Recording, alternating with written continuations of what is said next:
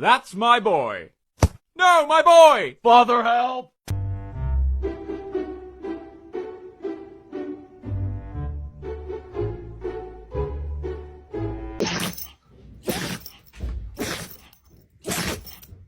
Hey, Callie! Callie!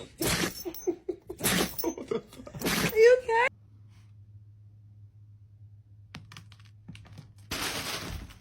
All right.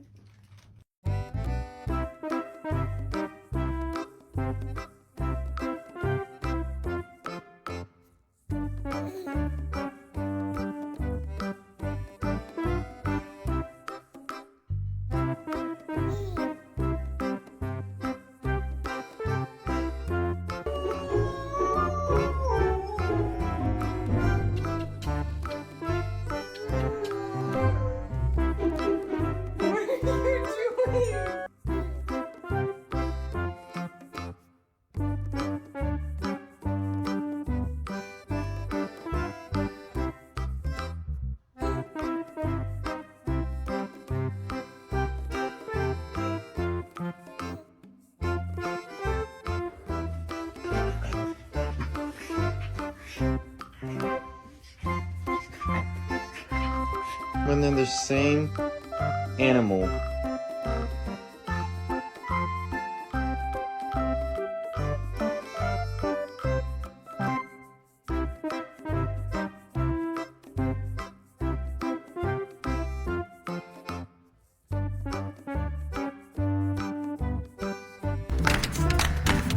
Oh gosh!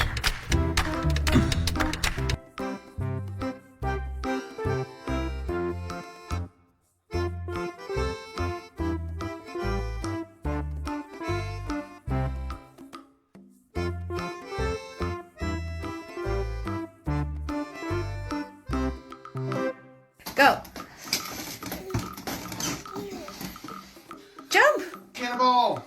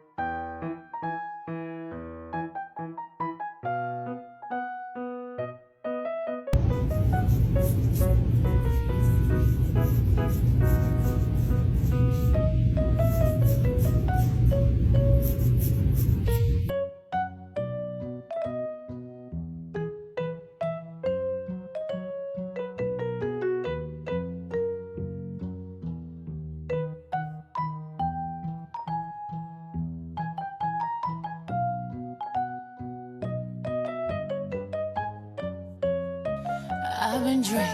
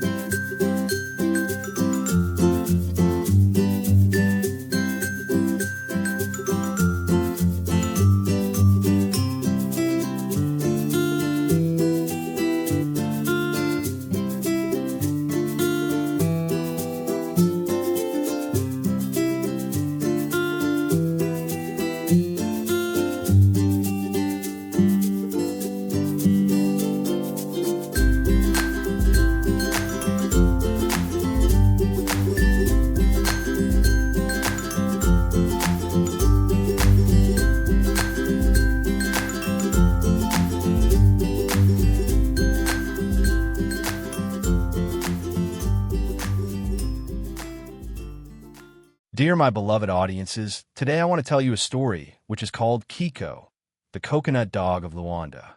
In the vibrant streets of Luanda, where the sound of kizomba music mixes with the honk of motorbikes and the scent of grilled fish floats through the air, lived a scrappy little dog named Kiko.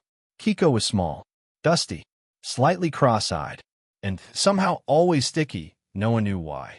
But in the neighborhood of Musculo Beach, Kiko was a legend.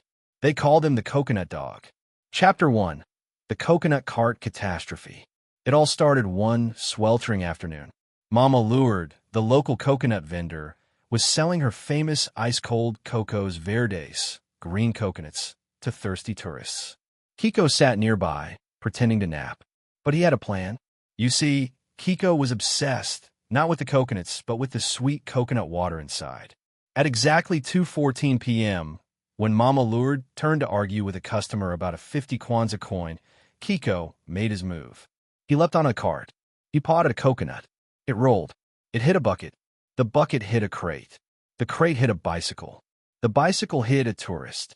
The tourist spilled a drink on a parrot. The parrot screamed, "Ladro, thief!" And Kiko, he galloped down the beach with a half-cracked coconut in his mouth, tail wagging, parrot chasing him like a feathery missile. Chapter 2. The Fisherman's Dilemma.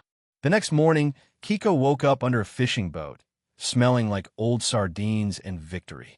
He wandered in the dock area, where two fishermen, Joao and Tino, were arguing over a missing GPS.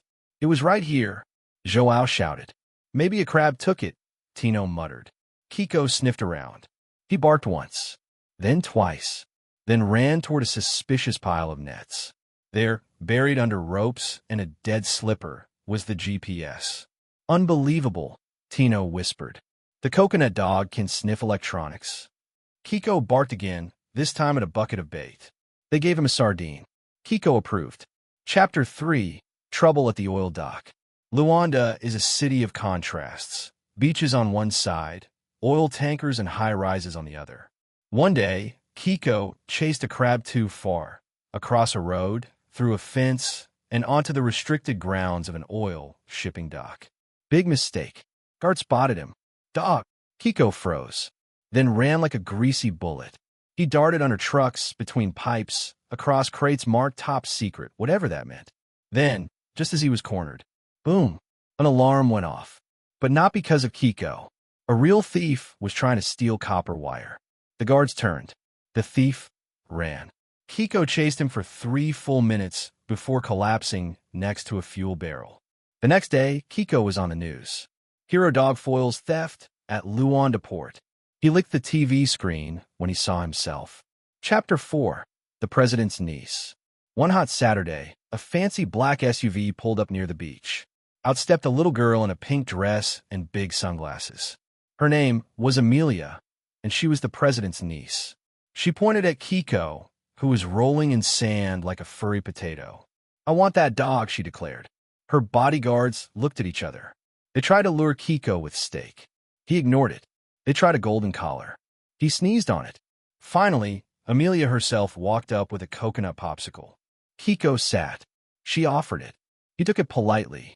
From that day forward, Amelia visited every weekend just to play with Kiko on the beach.